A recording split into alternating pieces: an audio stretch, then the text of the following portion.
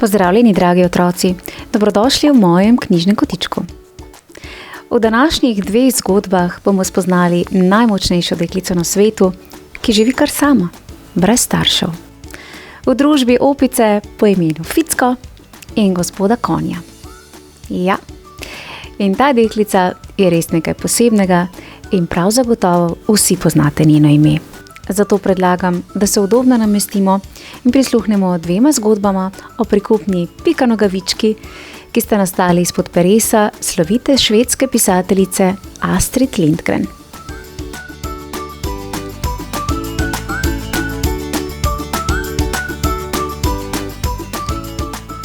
Prvo poglavje. Pika se vseli v vilo Čira Čara. Na robu majhnega mesta leži star zapuščen vrt. Sredi vrta stoji stara hiša in v njej stanuje Pika Nogavička. 9 let je stara in v hiši stanuje čisto sama. Nima matere in ne očeta, kar je pravzaprav imenitno, kajti nikogar ni, ki bi jo silil piti ribje olje, ko pa raje liže bombone. Nekoč je imela Pika očeta, ki ga je zelo ljubila. In imela je seveda tudi mamo. To pa je bilo že zdavnaj, da se Pika ne spominja več. Mama je umrla, ko je bila Pika še majhna stvar, ki je ležala v zibki in se tako strašansko drla, da nihče ni mogel poslušati. Pika verjame, da je njena mama sedaj nekje zgoraj in gleda na svojo deklico skozi špranjo v oblakih. Pika večkrat pogleda navzgor, ji pomežikne in pravi: "Nič se ne boj, bom že sama opravila." Očeta Pika ni pozabila. Bil je kapitan. Jadral je po velikih morjih in z njim je na njegovi ladji jadrala Pika, dokler ga ni nekoč med viharjem vrglo s palube in je izginil. Pika pa je trdno prepričana, da se bo nekega dne vrnil. Sploh ne verjame, da bi bil oče utonil. Prepričana je, da so ga vrgli valovi na otok, kjer je mnogo zamorcev in je postal zamorski kralj. Tam se zdaj njen oče vsak dan sprehaja z zlato krono na glavi. "Moj oče je zamorski kralj. Mislim, da je presneto malo otrok, ki bi imeli tako imenitnega očeta." Rada zelo ponosno pravi Pika. "In ko si bo moj oče stresal ladjo, bo prišel pome, odpeljal me bo s seboj in bom zamorska princesa. Fantje, to bo imenitno." Staro hišo sredi vrta je kupil njen oče pred mnogimi leti. Mislil je, da bo v njej živel s Piko, ko se bo postaral in ne bo mogel več jadrati po morjih. Potlej pa se je zgodila tista neumnost, da ga je odplaknilo v morje in medtem, ko je Pika čakala, kdaj se bo vrnil, je odšla naravnost domov v vilo Čira Čara. Tako se imenuje ta hiša. Trdno sezidana in opremljena s pohištvom je čakala na Piko. Nekega lepega poletnega večera se je Pika poslovila od vseh mornarjev na očetovi ladji. Tako radi so imeli Piko in tudi Pika jih je imela tako rada. "Zdravo, fantje," jim je rekla Pika in je vse po vrsti poljubila na čelo. "Nič se ne bojte, bom že sama opravila." Z ladje je vzela s seboj 2 stvari. Majhno opico, ki je bilo ime Ficko, podaril jo je njen oče, in pa velik kovček poln zlatnikov. Mornarji so sloneli na palubi ob ograji in gledali za Piko, dokler so jo lahko videli. Odšla je z odločnimi koraki, ne da bi se ozrla. Na rami je sedel gospod Ficko in v roki je nesla kovček. Ko se je Pika izgubila v daljavi, je dejal eden izmed mornarjev: "Nenavaden otrok," in si obrisal solzo z lica. Mornar je imel prav. Pika je res zelo nenavaden otrok. Nad vse nenavadna je njena moč.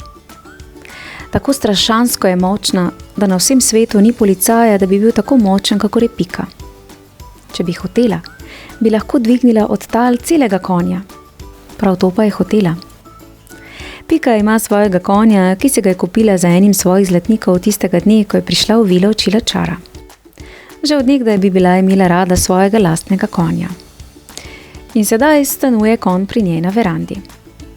Kadar hoče Pika popoldne na verandi malicati, ga seveda nažene na vrt.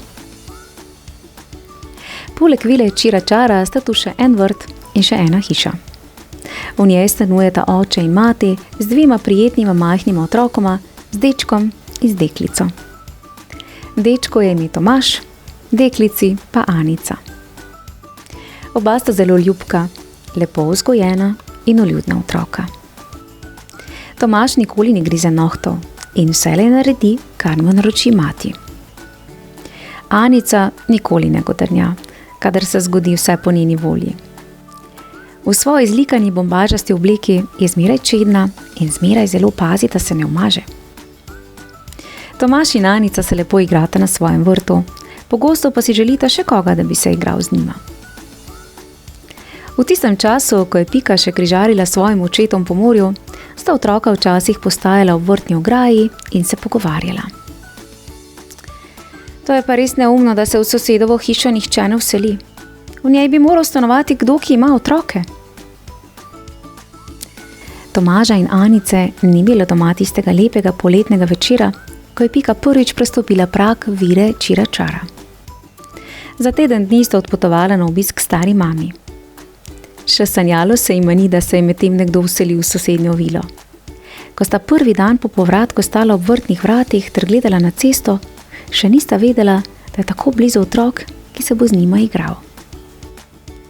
Ko sta ravno preudarila, kaj naj bi počela in če se bo danes morda zgodilo kaj zanimivega, ali bo dan dolgočasen in pust in si ne bosta nič pametnega izmislila, prav tedaj so se odprla vrata Čira čare in skoznje je stopila majhna deklica. To je bila najzanimivejša deklica, kar sta jih kdaj videla Tomaž in Anica.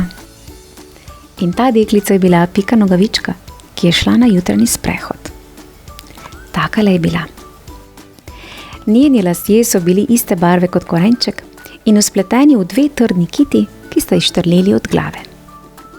Njen nos je bil tak kot čisto majhen krompirček in je bil ves posut s pegami. Pod nosom so čemela huda široka usta z belimi zdravimi zobmi. Njena obleka je bila zelo smešna. Pika si jo je sama sešila. Čudovito lepo je bila rumena, ker pa je zmanjkalo blaga, je bila prekratka in zato so kukale izpod nje modre hlačke z belimi pikami. Na dolgih, tankih nogah je imela dve dolgi nogavici, eno pisano marogasto in eno črno. Potlej je imela obute črne čevlje, ki so bili natanko še enkrat večji kot njeni nogi. Čevlje ji je kupil oče v Južni Ameriki, da bi imela nekaj, kar bi raslo z njo. In Pika nikoli ni marala drugih.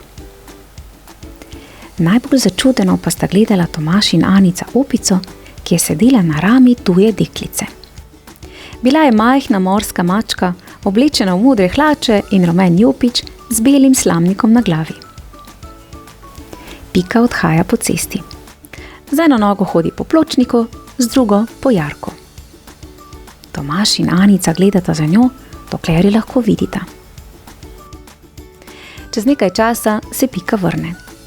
To pot hodi zadenski. Tako hodi zato, da se ji ne bi bilo treba obrniti, ko se je namenila spet domov. Ko pride mimo Tomaževih in Aničinih vrtnih vrat, obstane. Otroci se molče ogledujejo. Nazadnje pravi Tomaž: "Zakaj si šla zadenski?" "Zakaj sem šla zadenski?" pravi Pika. "Mar ne živimo v svobodni deželi? Ali mogoče ne smemo hoditi, kot hočemo? Sploh pa ti rečem, da v Egiptu vsi ljudje tako hodijo in se nikomur ne zdi nič posebnega." "Od kod pa veš to?" jo vpraša Tomaž. "Menda vendar nisi bila v Egiptu?" "Če sem bila v Egiptu, glavo lahko staviš, da sem bila. Sploh sem bila po vsej zemeljski obli in sem videla še veliko bolj smešne stvari kot ljudi, ki hodijo zadenski. Rada bi vedela, kaj bi dejal, če bi hodila po rokah, kakor ljudje v zadnji Indiji." "Zdajle pa lažeš," pravi Tomaž. Pika za hip pomisli. Imaš prav, lažem, mu odgovori žalostno. Lagati je grdo, pravi Anica, ki si navsezadnje le upa odpreti usta. Da, zelo grdo je lagati, pravi Pika še bolj žalostno. Ampak veš, jaz na to sem trdja pozabim. Sicer pa, kako moraš zahtevati, da bi zmeraj govoril resnico majhen otrok, ki je svoj živi dan jadral po morjih, ima mater nad oblaki in je njegov oče zamorski kralj.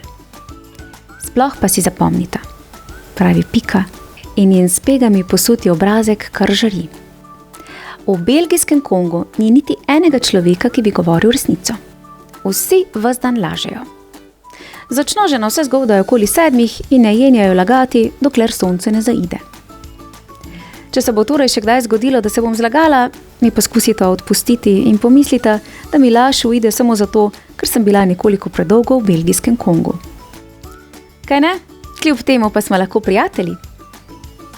Seveda, ji odgovori Tomaž in se nenadoma zave, da današnji dan ne bo dolgočasen. Sicer pa, mar ne bi mogla zajtrkovati z menoj? Je vpraša Pika. Saj res, je odgovori Tomaž. Zakaj ne bi mogla? Alo, pojdimo. Da, reče Anica, takoj sedaj. Eto, da najprej vam moram predstaviti gospoda Ficka, pravi Pika, nato sname mala opica klobuk z glave in jo ljudno pozdravi. Nato odidejo proti vili Čiračara skozi polomljena vrtna vrata, po stezi posuti s peskom, ob kateri stoji z mahom porasla drevesa, res tako pripravna za plezanje. Pridejo na verando, kjer stoji konj in zoba ovs iz sklede za juho. O, presneto! Le zakaj imaš konje na verandi? Vpraša Tomaž. Vsi konji, kar jih poznam, stanujejo v hlevu. Mu zamišljeno odgovori Pika. V kuhinji bi bil samo v napotje in v spalnici mu ni všeč. Tomaž in Anica pobožata konja in potem odidejo v hišo. Tu je kuhinja in dnevna soba in spalnica. Ampak vse je tako, kot da bi bila Pika pozabila ves teden počediti.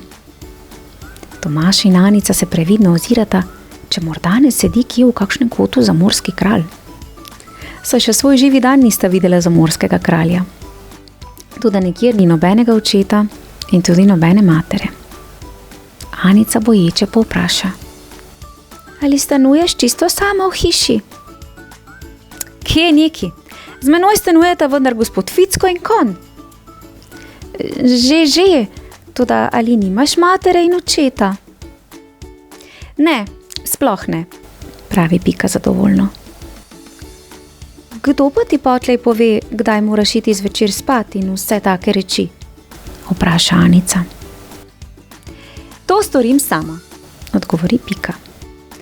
Najprej si rečem čisto prijazno in če se ne ubogam, si še enkrat strogo ukažem in če še vedno nočem ni slišati, potlej jih dobim.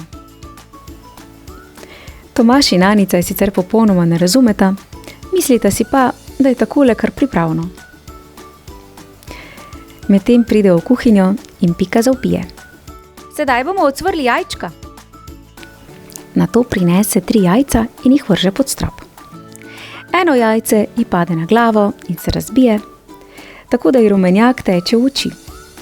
Drugi 2 pa spretno ujame v lonec, kjer se razbijeta. Dostikrat sem že slišala, da je rumenjak dober za lase, pravi Pika in si obriše oči.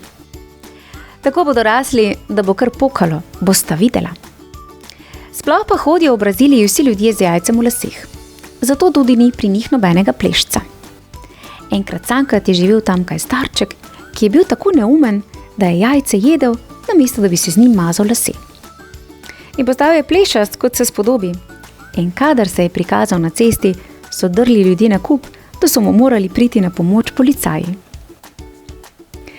Med pripovedovanjem Pika spretno polovi iz lonca jajčne lupine.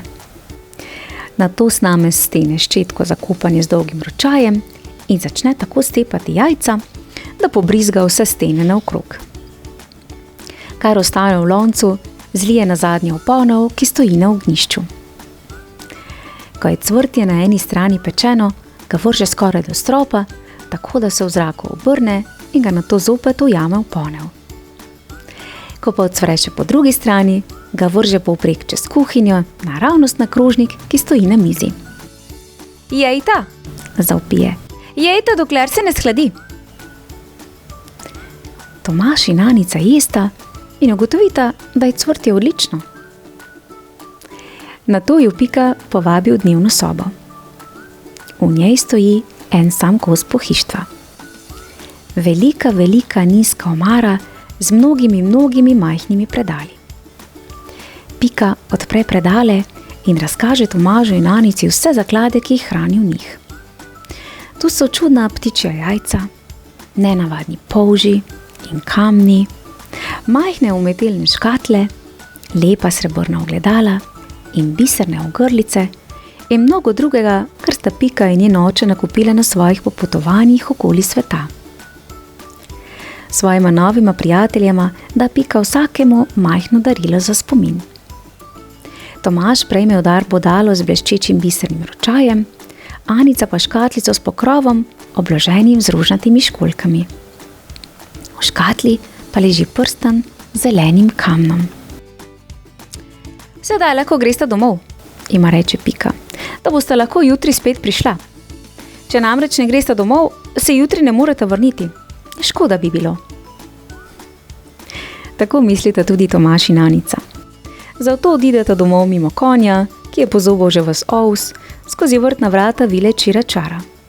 In ko odhajata, ima gospod Ficko pomaha s klobukom. Drugo poglavje. Pika postane raziskovalec in zaide med pretepače. Anica se naslednje jutro zgodaj zbudi. Naglo skoči iz postelje in se splazi k Tomažu.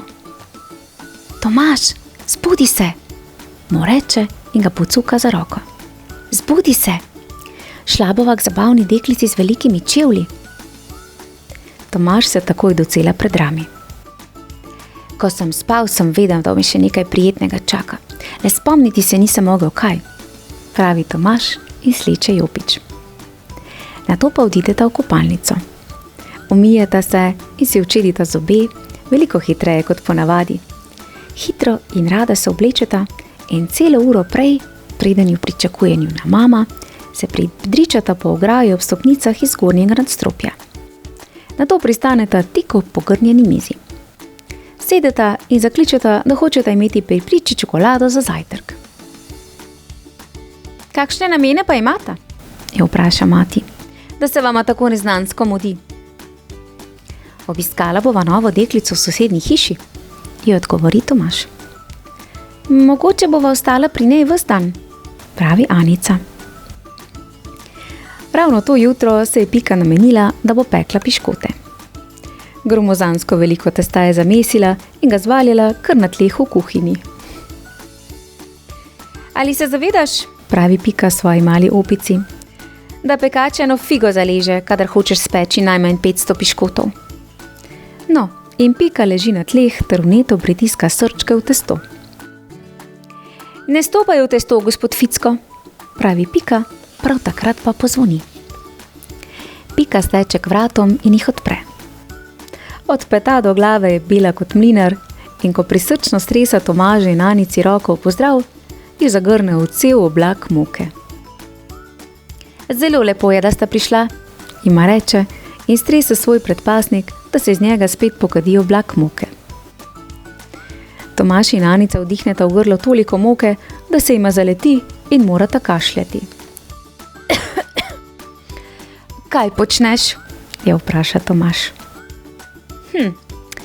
Če bi ti rekla, da se ravno pripravljam, da bomo metla dimnik, bi mi gotovo ne verjel, ker si preveč prebrisan, mu odgovori Pika. V resnici pa pečem. Kmalu bom gotova. Sedi ta čas na leseno omaro. Moj Duna je znala hitro delati. Tomaž in Anica sedita na leseni omari in gledata, kako spretno se suče okoli testa, kako meče na pekač srčke in kako ga porine v peč. Zdi se jima približno tako, kot bi sedela v kinu. Amen pod kamen, reče Pika, porine v peč zadnji pekač in zelo putne vratca. Kaj bomo pa zdaj počeli? Povpraša Tomaž. Kaj boste vidva počela, ne vem, pravi Pika. Kar se mene tiče, vem, da ne bom lenarila. Sem namreč raziskovalec. In raziskovalec nima nobene ure prostega časa. Kako si rekla, kaj si? Jo povpraša Anica. Raziskovalec. Kaj je to? Vpraša Tomaž. Zapomnite si. Raziskovalec je tisti, ki išče in najde stvari. Kaj pa naj bi bil drugega? Pravi Pika in pomete moko na kupček. V svet je poln stvari in čisto nujno je, da jih nekdo išče ter najde. Prav to in nič drugega ne delajo raziskovalci. Kakšne reči neki so to? Povpraša Anica. Ojej, vsake sorte, ji odgovori Pika. Kepe zlata in nojeva peresa in mrtve podgane in pasje bombice in majhne vijačne matice in še vse sorte reči. Tomažu in Anici se zdi to vse lepo in bi tudi rada postala raziskovalca. Toda Tomaž meni in upa, da bo našel kepo zlata in ne samo majhno vijačno matico. Bomo videli, pravi Pika. Nekaj bomo vselej našli. Zdaj pa moramo pohiteti, da ne bodo prišli drugi raziskovalci in pobrali vseh kep zlata, ki leži naokrog. Nato se odpravijo vsi trije raziskovalci na pot. Najbolje se jim zdi, da začnu raziskovati okoli vil, ki so v bližini. Pika namreč trdi, da bi se lahko zgodilo in bi našli vijačno matico čisto sredi gozda. Toda najboljše reči je mogoče najti skoraj vedno na takih krajih, kjer žive ljudje v bližini. Kljub temu, pravi, pa sem doživela že prav narobe primere. Spominjam se, da sem nekoč iskala stvari po džunglah na otoku Borneo. In res, prav v srcu pragozda, kamor še nikoli ni stopila človeška noga, kaj mislita? Kaj sem našla? Veste kaj? Čisto pravo pravcato leseno nogo. Kasneje sem jo podarila staremu človeku, ki je imel samo eno nogo in je rekel, da take lesene noge ni mogoče dobiti nikjer na svetu za noben denar. Tomaž in Anica opazujeta Piko, da bi videla, kako se mora obnašati raziskovalec. Pika leta z enega konca ceste na drugega, si zaslanja oči z roko in raziskuje in raziskuje. Včasih se spravi na vse štiri in vtakne roko med late v ograji, na kar razočarano reče. Zanimivo. Prepričana sem bila, da sem videla kepo zlata. Ali bi smeli res vse vzeti, kar bi našli? Jo povpraša Anica. Da, vse, kar leži na zemlji, ji odgovori Pika. Malo dlje leži na trati pred svojo vilo star gospod in spi. Tale leži na zemlji, pravi Pika. In mi smo ga našli, vzeli ga bomo. Tomaž in Anica se hudo prestrašita. Ne, Pika, strica ne smemo vzeti. Čemu neki je to podobno? Jo svari Tomaž. Kaj pa naj z njim sploh počnemo? Kaj naj z njim počnemo? Za marsikaj bi ga lahko uporabili. Vtaknili bi ga lahko v majhno kletko namesto zajca in bi ga pitali z regradom. Sicer pa, kar se mene tiče, če ga nočeta, ga pustimo. Čeprav me jezi, da bo mogoče prišel kak drug raziskovalec in ga smuknil. Gredo dalje. Pika naenkrat glasno zatuli. Ne, kaj takega še nisem videla. Vpije in pobere s trato staro zarjavelo pločevinasto škatlo. Kaj sem našla? Kaj sem našla? Škatel ni nikoli preveč. Tomaž nekoliko nezaupljivo ogleduje škatlo in reče: Zakaj jo pa lahko vse uporabimo? Ojej, škatlo lahko uporabimo za vse sorte, mu odgovori Pika. Prvič lahko damo vanjo pogačo. Potlej je odlična škatla s pogačo. Drugače pač ne damo vanjo pogače. Potlej je škatla brez pogače, kar seveda ni tako odlično, ampak jo tudi lahko dobro uporabljamo. Pika si ogleduje škatlo, ki je zares zelo rjasta, še luknjo ima v dnu. Mislim, da je tiste sorte, da bo postala škatla brez pogače, pravi zamišljeno. Lahko pa jo tudi povezam na glavo in se igram z njo do polnoči. In tako je tudi naredila. S škatlo na glavi je hodila med vilami kot majhen pločevina stolp in se ni ustavila prej, dokler ni padla na trebuh preko ograje iz bodeče žice. Ko je pločevinasta škatla udarila ob tla, je strašansko zaropotalo. Zdaj ste lahko videla, pravi Pika in si sname škatlo z glave. Če bi ne bila z njo pokrita, bi te lebnila naravnost na obraz in se do smrti pobila. Toda, če bi ne imela škatle na glavi, ji pravi Anica, bi se sploh ne spotaknila ob ograjo iz bodeče žice. Preden pa so se lahko do kraja zmenili, se je razleglo novo Pikino tuljenje. Pika zmagoslavno dvigne kvišku lesen tulec, na katerem je bil nekoč namotan sukanec. Mislim, da je danes moj srečni dan, pravi. Tako majhen, pripraven, ljubek tulček, s katerim bomo lahko pihali mehurčke ali pa ga nataknem na vrvico in si ga obesim okoli vratu kot obesek. Domov pojdem in takoj to storim. Prav tedaj se odpro vrata neke vile in skoznje pridrvi fant. Ves je prestrašen, kar ni prav nič čudnega. Saj mu prav za petami sledi 5 pobalinov. Ujamejo ga, pritisnejo v plot in se vsi spravijo naden. Vseh 5 hkrati ga začne boksati in pretepati. Fant joka in se z rokami pred obrazom skuša braniti. Fantje, po njem! Kriči največji in najmočnejši pobalin, da se nikoli več ne bo upal prikazati na naši cesti. Ojoj, taki ga tepejo je Vilko, vzdihne Anica. Le kako morajo biti tako hudobni? Tole pa tisti zoprni Beno, pravi Tomaž. Zmeraj se pretepa. 5 nad enega. Kakšne strahopetne reve so. Pika stopi k pobalinom in potrka s kazalcem Bena po rami. Hej ti, pravi. Ali mislite napraviti čežano iz malega Vilka, ko se vas je kar 5 hkrati spravilo naden? Beno se obrne in zagleda pred seboj deklico, ki je potlej še nikoli ni videl. Čisto tuja deklica, ki se ga je upala dotakniti. Od samega začudenja lovi nekaj časa sabo, potlej pa se na široko zareži s celim obrazom. Fantje, zavpije. Fantje, pustite Vilka in oglejte si tole punco. Kaj takega še svoj živi dan niste videli.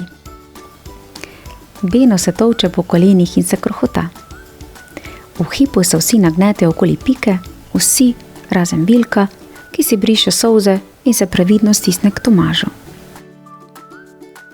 Ali ste videli, kakšne lase ima? Goreči ogenj brez plamena. In kakšne čevlje? Ali bi mi lahko posodila en čevelj? Strašansko rad bi veslal, pa nimam čovna. Nato prime za Pikino čopko, toda hitro jo spet izpusti in zavpije. Au, spekal sem se! Potlej je vseh 5 pobalinov obkoli Piko, skačejo okoli nje in kričijo. Rdeča kapica, rdeča kapica!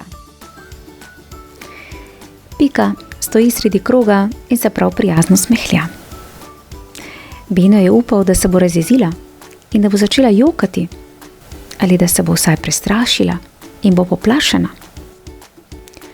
Ko vse skupaj nič ne pomaga, jo pahne.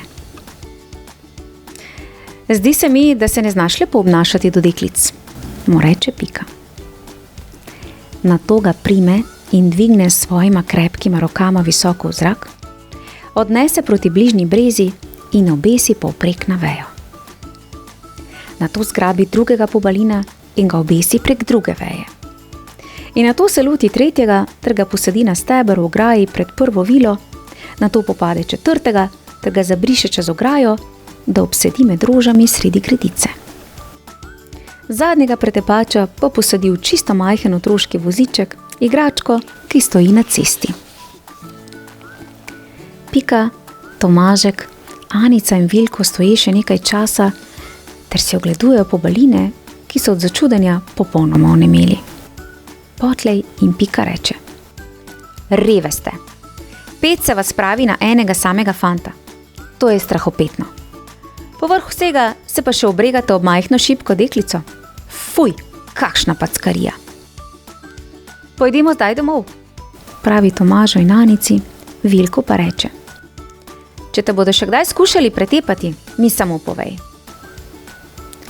In Beno, ki tiči skoraj na drevesu in se ne upa ganiti, pravi: Če imaš še kaj povedati zopr moje lase in zopr moje čevlje, je najbolje, da poveš takoj, preden odidem domov. Toda Beno nima kaj povedati zopr Pikine čevlje in tudi ne zopr njene lase. Pika vzame na to v eno roko pločevinasto škatlo, v drugo pa tulec za sukanec in odide. Z njo gresta tudi Tomaž in Anica. Ko pridejo na Pikin vrt, ima Pika pravi: Ljuba moja, kako je to hudo. Jaz sem našla 2 taki imenitni stvari, vidva pa nič. Še naprej morata raziskovati. Tomaž, zakaj ne pokukaš v tole staro drevo? Stara drevesa so navadno za raziskovalce najboljše področje. Tomaž pravi, da ne verjame, da bi on in Anica kdaj kaj našla.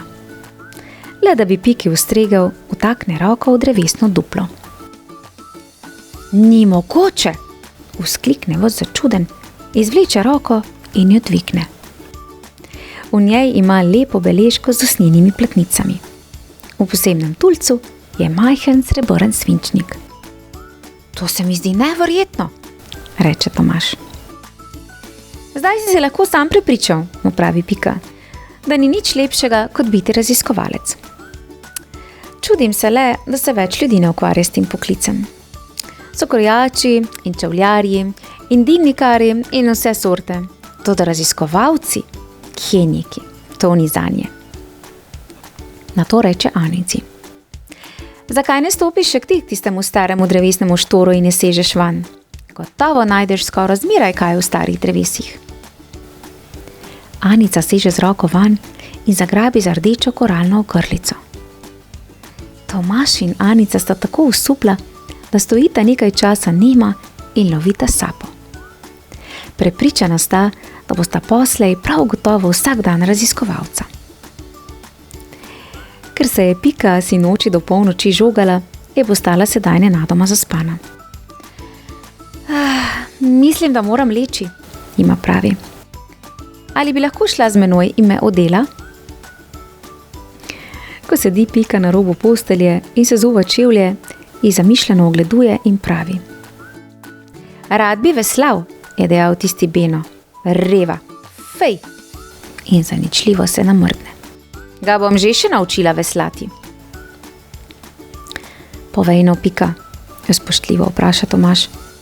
Zakaj imaš pravzaprav tako velike čevlje? Zato, da lahko s prsti migam, mu odgovori. Nato Pika leže, da bi zaspala. Spi vedno z nogami na blazinah in z glavo globoko pod odejo. Tako spijo v Gvatemali, zatrjuje. In to je sploh edino pravo spanje. In tako lahko migam s prsti, tudi kadar spim. Ali vidva lahko zaspita brez uspavanke? Nadaljuje. Jaz si moram vse kaj zapeti, sicer ne morem zatisniti očesa. Tomaž in Anica slišita izpod odeje brenčanje. Pika si poje uspavanko. Počasi in previdno se splazita iz vile, da je ne bi motila. Pred vrati se obrneta in se poslednjič ozreta na posteljo. Nič drugega ne vidita kot Pikine noge, ki leži na blazini. Pika spi in krepko miga s prsti. Tomaž in Anica stečeta domov. Anica trdno stiska v pesti koralno ogrlico. Kljub temu pa je smešno, pravi. Menda ne misliš, Tomaž, da je te reči Pika že vprej skrila v deblo? Kdo ve, jo odvrne Tomaž. Nikoli ne veš, kaj je pravzaprav s Piko. Ja. Pika, s tabo pa dan res hitro mine. Pa še zabavno je, kaj ne? Prav tako pa se ni dobro šaliti na Pikin račun, kajti deklica je močna ter pogumna. Bravo, Pika, da se znaš postaviti zase. In verjamem, da so tudi vse ostale zgodbe o Piki Nogavički nagajive ter polne nenavadnih dogodivščin.